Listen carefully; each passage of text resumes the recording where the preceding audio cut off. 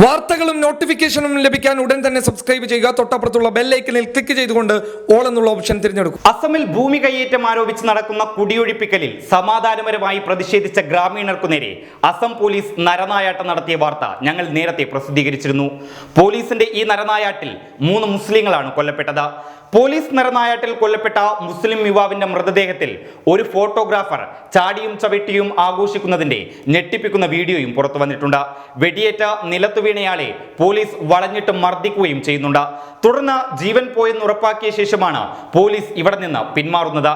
ഇത്തരത്തിൽ മനുഷ്യത്വരഹിതമായ പോലീസ് നരനായാട്ട അസമിൽ നടക്കുമ്പോഴും മുഖ്യധാരാ മാധ്യമങ്ങളൊന്നും ഈ വാർത്തയ്ക്ക് കൃത്യമായ പ്രാധാന്യം പോലും നൽകുന്നില്ല എന്നതാണ് ദുഃഖകരം.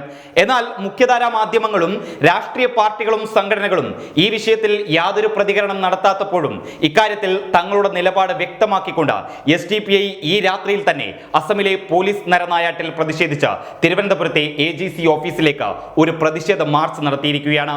ഈ വിഷയത്തിൽ വരും ദിവസങ്ങളിൽ ഗൗരവകരമായ ചർച്ചകൾ രാജ്യത്ത് നടക്കുമെന്ന സൂചനകൾ തന്നെയാണ് SDPIയുടെ ഈ പ്രതിഷേധ മാർച്ചിലൂടെ വ്യക്തമാകുന്നത്.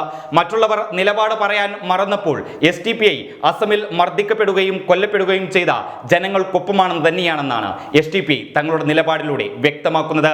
അസം പോലീസിന്റെ ഭീകരതയ്ക്കെതിരെ SDPI നടത്തിയ പ്രതിഷേധ പരിപാടിയുടെ ദൃശ്യങ്ങളൊന്ന് കണ്ടുനോക്കാം.